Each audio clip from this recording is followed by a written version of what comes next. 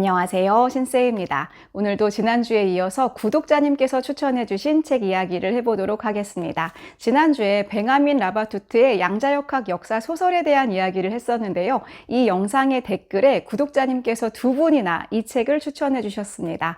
워낙에 유명한 책이기도 하고 또 저도 영업을 당해서 당장 사서 읽어봤는데요. 이 책을 수식하는 그런 표현 중에서 미친 책이다, 미쳤다 이런 표현이 많더라고요. 도대체 어떤 내용이길래 이렇게 과격하게 표현을 하시나? 라고 궁금하게 생각하면서 책을 읽어봤습니다. 그런데 책을 읽어보니까 왜 그렇게 표현하시는지 알겠더라고요. 저도 읽으면서 내내 어머 미쳤어 미쳤나봐 이러면서 책을 읽고 있었습니다. 오늘 이야기할 책은 그렉 이건의 쿼런틴입니다. 쿼런틴은 출간된 지 꽤 오래된 책입니다. 30년 정도 된 것 같고요. 우리나라에서도 오래전에 나왔다가 최근에 다시 번역되어서 출간되었습니다. 그렉 이건을 일컬어서 사람들은 작가들의 작가라고 이야기합니다. 사람들이 생각하는 게 다 똑같나 봐요. 저도 이 책을 읽으면서 어떻게 사람 머릿속에서 이런 이야기가 나올 수 있을까? 글을 쓴다고 다 똑같은 게 아니구나 이런 생각을 했었거든요. 사람들은 그렉 이건의 작품을 하드 SF라고 부릅니다. SF를 두 가지로 나누어서 분류하기도 하는데요. 하드 SF와 소프트 SF입니다. 하드 SF라고 하면 이공계 SF다 이렇게 생각하시면 될 것 같습니다. 과학기술의 내용이 좀 깊이 있게 들어가고 중요한 소재로 사용되어 있는 그런 SF라고 보실 수 있습니다. 대표적인 하드 SF 작가가 저번에 이야기한 적이 있는 테드 창인데요.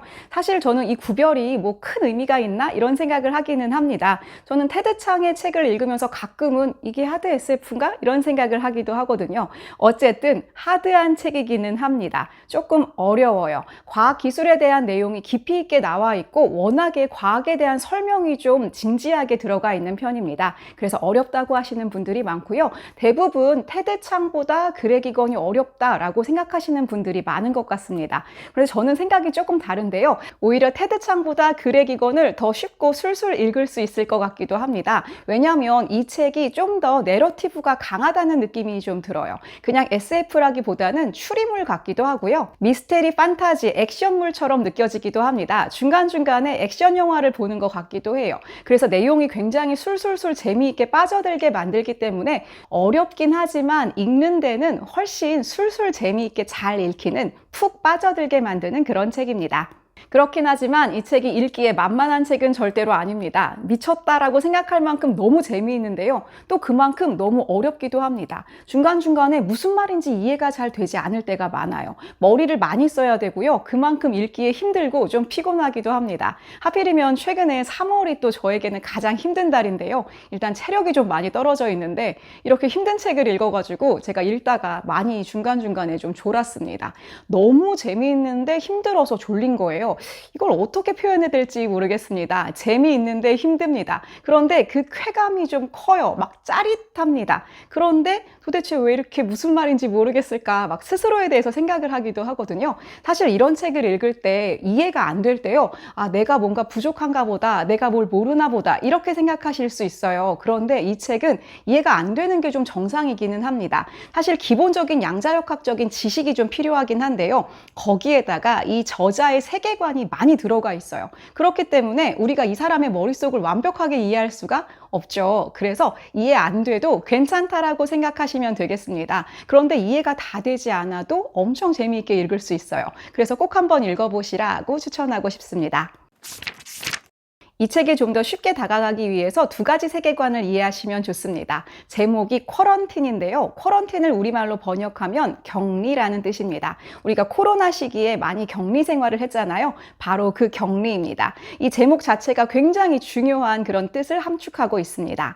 쿼런틴의 세계관에서는요, 2034년 11월 15일 버블데이라는 정말 중요한 사건이 터집니다. 이 전 세계에 별이 사라진 날이에요. 전 세계에 별이 어떻게 사라졌냐면요, 태양계를 중심으로 해서 커다란 버블이 태양계를 이렇게 감싸게 된 겁니다. 그러면서 사람들은 여러 가지 혼란에 빠지게 돼요. 태양계가 통째로 블랙홀에 빠진 것이 아닌가. 하지만 그게 아니라 오히려 태양계 밖이 다 블랙홀에 빠졌다. 이런 해석도 있습니다. 어쨌든 태양계가 전부 다 버블 안에 갇혀버린 겁니다. 그래서 이것을 격리, 쿼런틴이라고 이야기하는 거예요. 너무나 충격적인 이 사건 이후 많은 사람들이 다양한 해석을 내놓습니다. 특히 종교단체나 컬트 집단들은 세계를 종말론적으로 해석하기도 하고요. 그래서 다양한 테러 집단들이 활동을 하기도 합니다. 우물에 독을 풀고 테러를 하고 굉장히 사회가 혼란스러워집니다. 과학자들은 여러 가지로 설명을 하기도 하는데요. 외계의 미지의 문명이 버블을 만들어서 태양계를 가두었다 이렇게 생각하는데요. 두 가지로 생각을 하기도 해요. 선한 집단이 태양계를 보호하기 위해서 이렇게 버블로 격리를 한 것 같다. 또는 나쁜 마음을 가지고 태양계를 가두어 버렸다. 이렇게 생각을 하기도 합니다. 하지만 태양계 자체는 특별하게 변한 게 없기 때문에 사람들이 지구에서 살아가는 데는 무리가 없습니다. 이렇게 시간이 지나면서 사람들은 이 세상에 적응하게 됩니다. 여기서 의문이 생깁니다. 도대체 왜 버블이 생겼는가? 버블은 어떤 의미가 있는가? 처음부터 끝까지 이 버블에 대한 궁금증을 가지고 이 책을 읽게 됩니다. 두 번째로 이 책의 세계관에서 중요한 장치는요, 나노머신을 통해서 우리가 뇌를 컨트롤할 수 있게 됐다는 겁니다. 뇌신경을 재배치할 수 있는 기술을 가지게 돼요. 사실 우리가 가지고 다니는 이 스마트폰에 다양한 기능이 있잖아요. 번역을 할 수도 있고 길찾기를 할 수도 있고 여러 가지 우리가 기능을 손안에 가지고 있는데 이것을 그대로 뇌에 넣었다고 생각하시면 됩니다. 이 책에서는 이것을 모드라고 표현하는데요. 내가 원하는 모드를 뇌에서 고르면 뇌 안에서 그 모드가 실행됩니다. 길찾기를 할 수도 있고요. 원하는 거를 띄워서 볼 수도 있어요. 이 주인공은 강화 모드를 사용합니다. 예를 들면 나의 이 감정, 불안하고 복잡하고 이런 감정들을 사라지게 만들어주는 그런 모드도 있고요. 굉장히 반사신경이 빨라지게 만들 수도 있어요. 또 감각을 또 예민하게 만들 수 있는 그런 모드도 있습니다. 자고 싶을 때 잘 수도 있어요. 이렇게 해서 우리가 모드를 조절해서 우리의 뇌를 컨트롤할 수 있는 그런 세계입니다. 이 책에서 되게 재미있는 장치가요. 이 각 모드를 만든 회사 이름도 나오고요. 얼마짜리 모드인지도 나옵니다. 이 비싼 모드도 있고 싼 모드도 있어요. 이 두 번째 세계관에서 또 이런 질문을 하게 됩니다. 내가 나의 신경 배선을 조절할 수 있다면, 내가 나의 뇌를 컨트롤할 수 있다면 진짜 나는 무엇인가? 과연 나의 정체성이란 무엇인가? 나의 자유의지란 무엇인가? 과연 자유의지라는 게 있기는 한가? 이런 생각을 하게 됩니다. 사실 너무나 재미있는 장치인데요. 지금 과학기술이 워낙에 빠르게 변하고 있고 또 우리가 이런 미래가 다가올 수도 있다라는 생각을 충분히 하게 됩니다. 이 책의 이 장치는 멋진 신세계에 나오는 소마를 떠올리게 합니다. 사실 멋진 신세계에서는 약 하나를 먹으면 우리의 모든 감정을 조절하고 항상 행복한 상태를 유지할 수 있어요. 과연 이 행복이 진짜인가? 여러 가지 논쟁이 가능하게 하는 그런 의문인데요. 자아 정체성, 나를 찾는 실존적인 질문을 하면서 또 이 책을 끝까지 읽게 됩니다.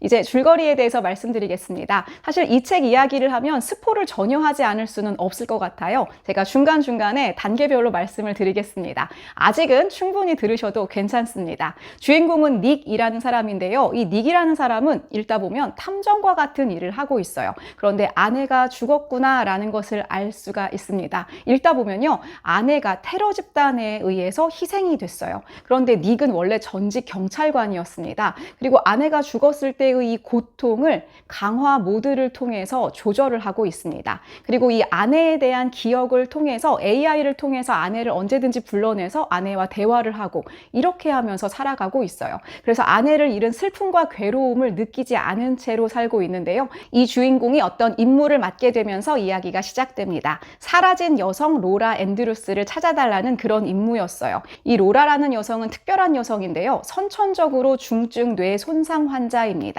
너무나 크게 손상되어 있는 상태이기 때문에 의사소통도 안 되고요. 걷는 것도 쉽지 않다고 해요. 그래서 어떤 병원에 격리가 되어 있었습니다. 그런데 거기서 감쪽같이 로라가 사라진 겁니다. 도대체 로라가 사라진 어떤 흔적도 없어요. 누가 침입한 흔적도 없고 탈출할 수도 없을 정도의 사람인데 이 로라가 갑자기 사라진 거예요. 도대체 어떻게 된 걸까요? 닉은 로라가 유괴된 것이 아닐까라는 가설을 세우고 로라를 찾아 나섭니다. 그래서 병원에 가보는데요. 놀라운 건 로라가 전에도 2번 정도 병원 밖에서 발견된 적이 있다는 겁니다. 걸을 수도 없고 의사소통을 할 수도 없고 그리고 굉장히 3, 4살, 5살 정도의 정신연령을 가지고 있는 이 여성이 어떻게 병원 밖에서 발견될 수가 있는 것일까요?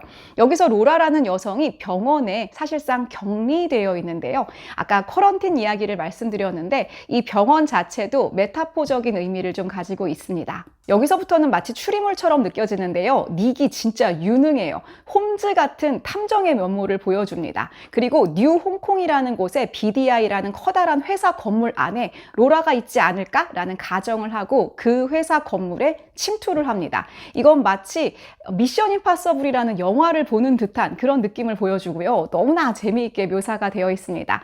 여기부터는 약간의 좀 스포가 있을 수 있어요. 혹시 나는 스포가 너무 싫다 하면 여기까지만 보시거나 이따가 양자역학 설명으로 건너뛰시는 게 좋겠습니다. 자, 이 회사 건물에 들어가서 닉은 로라를 봅니다. 로라가 이곳에 있다는 것을 알게 돼요. 자, 그리고 이 침투가 실패로 끝나게 됩니다. 걸려요. 그래서 이 사람이 이제 나는 죽었나 보다, 나를 죽이겠구나 라고 생각하는데 이쪽 사람들이 이 사람을 죽이지 않고 자기네 회사로 스카우트를 합니다. 아마 능력이 좀 있어 보였던 것 같아요. 그래서 이 사람은 이제부터 앙상블이라는 존재에게 충성을 다하겠다는 모드를 이식받고 풀려나서 새로운 임무를 시작하게 됩니다. 이제 1부가 끝나고 2부로 넘어가게 됩니다. 1부를 읽고 나면 여전히 풀리지 않은 게 너무 많아요. 도대체 버블이라는 게 여전히 뭔지 모르겠고 로라의 존재가 너무나 미스테리하게 느껴집니다. 그리고 이 사람이 새로 가게 된 이곳은 무엇일까? 아무것도 풀리지 않은 상태로 2부로 가게 됩니다. 닉은 앙상블에 대한 충성 모드 때문에 행복을 느끼면서 열심히 살아갑니다. 과연 앙상블이 무엇인지 모른 채로요. 이때 새로운 임무를 부여받게 되는데요. 청포콰이라고 하는 여성을 보호하라는 임무였어요. 청포콰이는 어떤 실험 대상자인데요. 그러니까 실험 지원자입니다. 이 청포콰이에게 어떤 일이 생길지도 모르니까 항상 그녀를 지키라는 그런 임무를 부여받습니다. 그리고 청포콰이가 나타나는데요. 정말 중요한 여성입니다. 이 책이 양자역학 소설이다라는 걸 알고 읽었는데 일부가 진행되면서 양자역학 이야기가 나오질 않거든요. 그런데 이 청포콰이가 하는 실험을 딱 보면 시작이구나 라는 걸 알 수 있습니다. 청포콰이가 하는 실험은요. 은나노 입자가 위로 가는지 아래로 가는지를 보면서 낭송하는 역할입니다. 위, 아래, 아래, 위, 아래. 이렇게 말을 음성을 통해서 실험 결과를 이야기를 하고 있어요. 여기서 잠시 멈추고 양자역학에 대해서 조금 설명을 드리고 넘어가야 할 것 같습니다. 이 책을 이해할 때 사실 다른 과학 지식은 잘 몰라도 읽는데 어떻게 보면 크게 무리가 없습니다. 모른 채로 읽어도 이해가 안 되는 채로 읽어도 재밌거든요. 하지만 양자역학의 아주 기본적인 개념은 알아야 이 뒤에까지 읽는데 무리가 없습니다. 요거만 아시면 되거든요. 제가 아주 간단하게 이 부분을 설명해 드리고 넘어가도록 할게요. 양자역학은 원자 수준의 미시적인 세계를 탐구하는 학문입니다. 사실 우리가 살아가는 이 세계에서는요, 뉴턴 역학으로 충분히 모든 것이 설명이 가능합니다. 그런데 우주적인 규모로 가면 뉴턴 역학으로는 설명할 수 없는 부분이 생깁니다. 이것을 메운 사람이 바로 아인슈타인이죠. 그런데 이 두 가지 역학으로도요, 미시적인 세계를 설명할 수가 없었던 거예요. 닐스 보어의 원자 모형을 보면 가운데 핵이 있고 주변에 전자가 존재합니다. 그런데 이 전자가 다음 수준으로 옮겨갈 때 이렇게 연속적으로 옮겨가는 것이 아니라 사라졌다가 짠 하고 나타나는 거예요. 이걸 양자도약이라고 합니다. 도대체 이걸 설명할 수가 없었던 거죠. 이 원자 수준에서는 이렇게 설명할 수 없는 현상들이 너무나 많이 나타납니다. 사람들은 전자의 움직임을 관찰하다가 정말 이상한 현상을 발견하게 되는데요. 전자는 당연히 입자의 성질을 띠고 있습니다. 그런데 실험 결과 이중슬릿이라는 유명한 실험을 했는데요. 전자가 입자가 아니라 마치 파동처럼 움직인다는 것을 발견하게 돼요. 파동은 우리가 알다시피 이 음성 파동과 같은 건데요. 바다의 파도를 생각하시면 되겠죠. 이렇게 파동으로 해석해야만 설명할 수 있는 그런 모습을 보여줍니다. 하지만 분명히 입자로서의 모습도 보여주고 있거든요. 이 실험에서 결과를 보고 이게 말이 되나? 라고 생각해서 하나씩 전자를 쏠 때마다 이 입자를 쏠 때마다 관찰을 했더니 그때는 또 입자처럼 행동을 하는 겁니다. 도대체 전자는 입자야 파동이야? 빛도 마찬가지입니다. 빛은 입자야 파동이야. 사람들은 두 개가 다 되는 건가? 자, 이것을 좀 밝혀내기 위해서 굉장히 고민을 많이 하게 됩니다. 양자역학의 창안자라는 평가를 받고 있는 천재 하이젠베르크는 이 전자를 입자라고 생각해가지고 행렬역학을 만들어서 수학적으로 양자역학을 완결합니다. 그런데 이때 슈레딩거라는 사람이 등장해가지고요. 이 전자를 파동이라고 해석해서 파동 방정식을 만들어냅니다. 그런데 파동 방정식으로 풀어내나 행렬역학으로 풀어내나 답이 같게 나와요. 과연 이 상황을 어떻게 설명해야 할까요? 양자역학은 이해할 수 없다라는 이야기를 많이 합니다. 합니다. 그래서 이것을 해석하기 위해서 여러 가지 이야기들이 나와 있는데요. 가장 중요하고 공식적인 해석은 코펜하겐 해석입니다. 코펜하겐 학파, 닐스 보어, 하이젠베르크 그리고 막스 보른을 위시한 이 코펜하겐 학파는요. 이걸 어떻게 해석을 하냐면 관찰하지 않았을 때는 파동의 형태를 띠고 있다는 거예요. 관찰하지 않았을 때 전자는 여러 군데에 파동처럼 그냥 이렇게 넓게 퍼져 있다. 중첩되어 있다라고 이야기합니다. 그러니까 관찰하기 전에 어디 있을지 모른다는 이야기가 아니에요. 전자가 여러 군데 이렇게 확률적으로 퍼져 있다.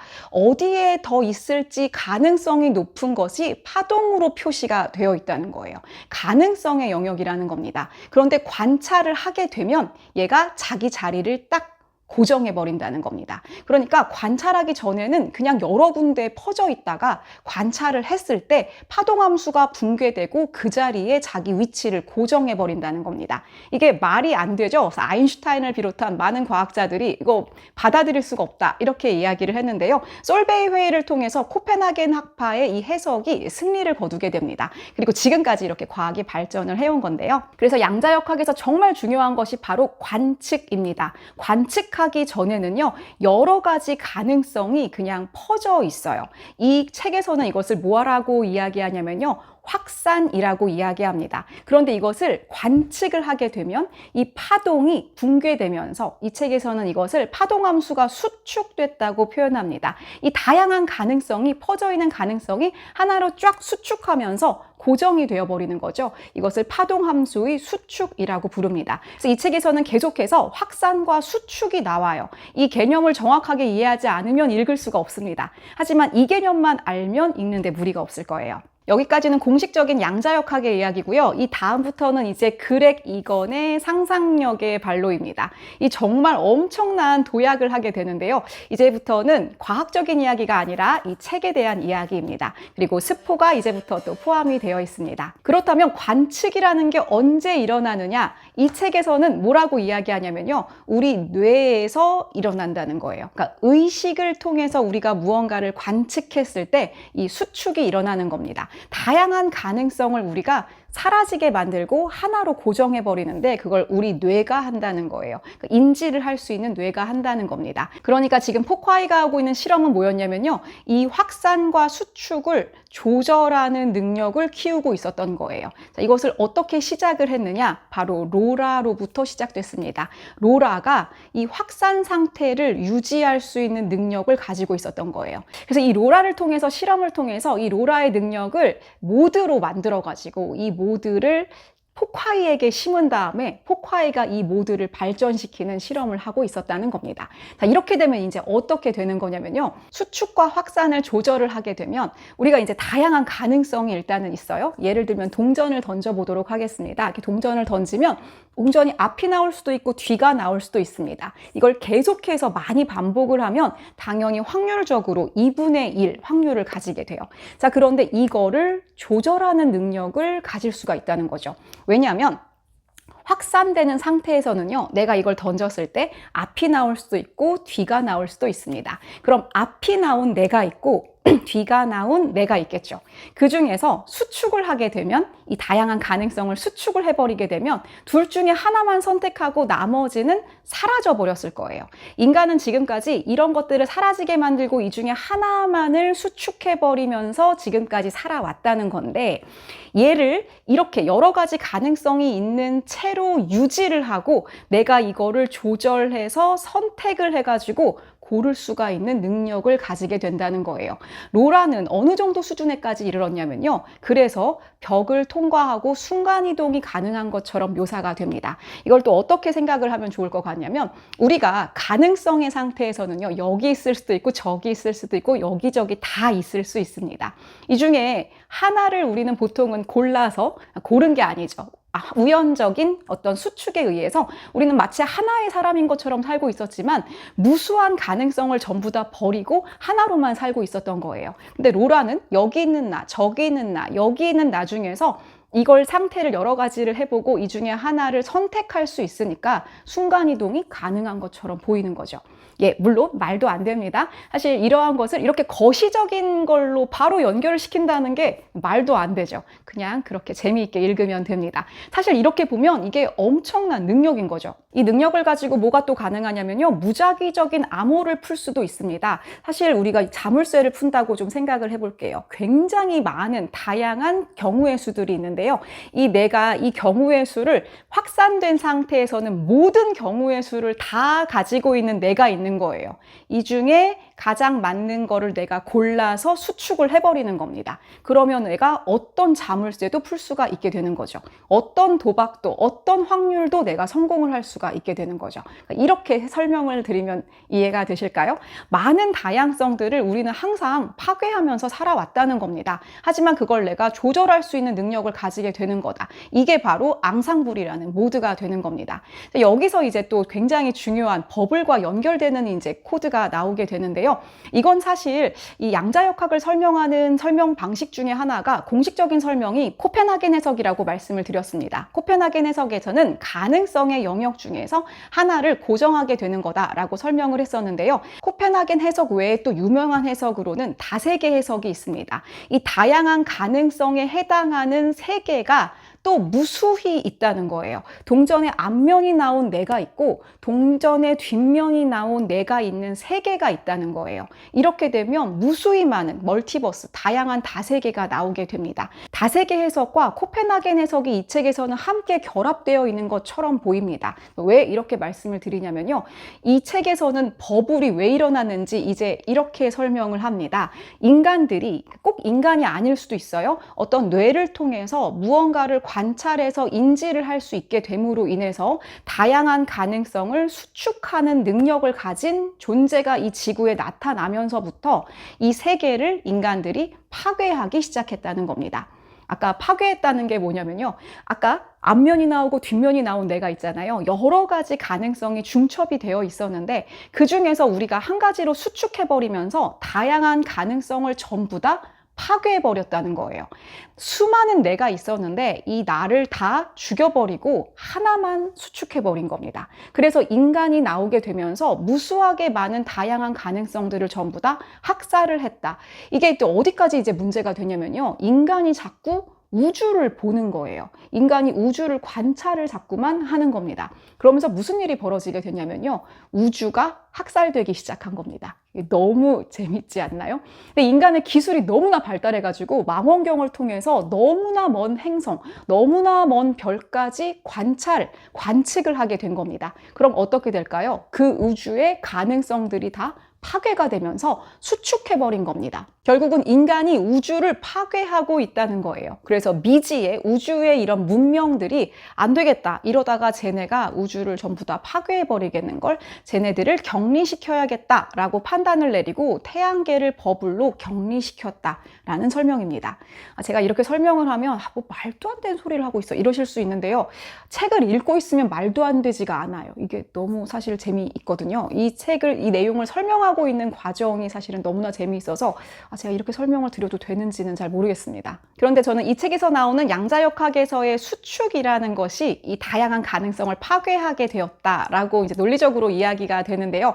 이 과정이 약간 인간들의 환경 파괴, 이 세상을 파괴하고 있는 내용에 대한 아주 재미있는 가벼운 메타포로 여겨지기도 했습니다. 인간이 관찰하자마자 수많은 가능성이 파괴되잖아요. 하나로 수축해버리잖아요. 물론 우연과 확률에 의해서 하나를 선택하게 되는 건데 이렇게 되면서 많은 것들이 결국은 파괴가 되었다라는 이야기니까 사실 우리가 지금 흔하게 이야기하는 환경에 대한 이야기와 쉽게 연결이 된다고도 볼 수 있을 것 같습니다.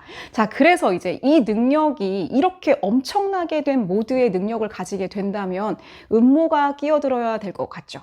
당연히 여러 가지 음모가 끼어들게 됩니다. 호크아이와 닉이 이 능력을 가지게 되고 또 로라를 만나게 되면서도 또 반전이 있고요. 또 새로운 인물이 등장을 하고 이 인물과 관련한 여러 가지 이야기가 얽히면서 뒤로 가면서 정말 숨가쁘게 이야기가 전개됩니다. 제가 마지막 스포까지는 하지 않을게요. 또 이 책에서 굉장히 재미있는 장치가 있습니다. 바로 앙상블에 대한 충성 모드입니다. 닉은 충성 모드를 탑재한 상태고요. 여기서 일하는 사람들도 다 충성 모드를 탑재를 하고 있어요. 그리고 앙상블에 대한 충성이라는 것을 매개로 해서 모두가 같은 일을 협동해서 하고 있는 것으로 보입니다. 그런데 과연 앙상블이라는 게 무엇일까요? 앙상블이라는 게 뭔지 각자 생각이 다 다른 거예요. 그래서 하나로 충성을, 한 대상에 대해서 모두가 충성을 하고 있는 것처럼 보이지만 그 충성하고 있는 내용은 전부 다 다른 겁니다. 이것도 너무 재미있지 않나요? 어떤 이데올로기나 뭐 여러 가지 어떤 충성 대상, 무엇이 옳다고 생각하는 이데올로기라는 것에 대해서 각자의 해석이 다르면 각자의 행동이 다 다르게 나타납니다. 이런 것도 정말 재미있는 메타포라고 생각했고요. 내가 정하는 것, 그렇다면 내가 무언가를 충성을 한다고 했을 때 여기에도 이 충성하는 대상에 대해서 내가 어떤 확정을 통해서 나만의 자유의지를 또 투입을 할 수 있는가? 뭐 이런 생각도 하게 되고요. 자유의지라는 게 과연 가능한가? 뭐 이런 생각도 계속해서 하게 됩니다. 정말 다양한 생각을 하게 돼가지고요. 이 머리가 막 아픈데 너무 쾌감이 느껴질 정도로 사실은 재미있어요. 과학적인 내용도 재미있지만 이데올로기나 형이상학, 그리고 우리 자신의 실존적인 존재, 정체성 이런 것들과 전부 다 엮이면서 정말 이거는 향연이다, 지적인 향연이다, 지적인 쾌감이다, 이런 느낌을 절로 들게 하는 그런 책입니다. 그렇다면 과연 우리의 주인공 닉은 어떤 선택을 하게 될까요? 과연 선택이라는 게 가능하기는 할까요? 어떤 결과가 나타나게 될까요? 한번 직접 읽어보시고 확인해 보시면 좋겠습니다. 오늘은 작가들의 작가 그렉 이건의 쿼런틴에 대해서 이야기를 해봤습니다. 저에게 이렇게 강렬한 즐거움을 느끼게 해주신 구독자님께 진심으로 감사드립니다. 어렵다는 말이 많기는 한데요. 그래도 읽으실 수 있을 거예요. 재미있게 읽으실 수 있을 거고요. 또 제가 오늘 드린 설명이 좀 도움이 됐으면 좋겠습니다. 저는 또 다음에 다른 책으로 찾아오도록 하겠습니다. 감사합니다.